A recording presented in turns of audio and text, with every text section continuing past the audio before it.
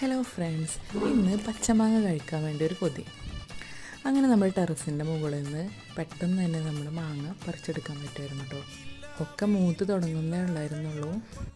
കണ്ണിമാങ്ങ വലിപ്പത്തിൽ നിന്ന് കുറച്ച് വലുതായിട്ടുണ്ട്.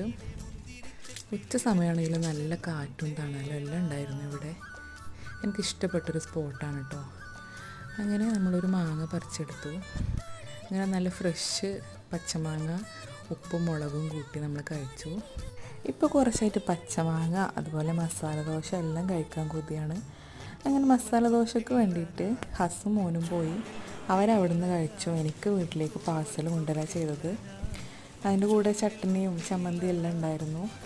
പക്ഷെ തണുത്ത് പോയിട്ടുണ്ടായിരുന്നു, ആ ക്രിസ്പിനെസ്സൊക്കെ പോയിട്ടുണ്ടായിരുന്നു. എന്നാലും കഴിച്ചു, നല്ല ടേസ്റ്റ് ഉണ്ടായിരുന്നു. അപ്പോൾ ഇത്രയൊക്കെയുള്ളൂ ഇന്നത്തെ വീഡിയോ. മറ്റൊരു വീഡിയോയിൽ കാണാം. ബൈ.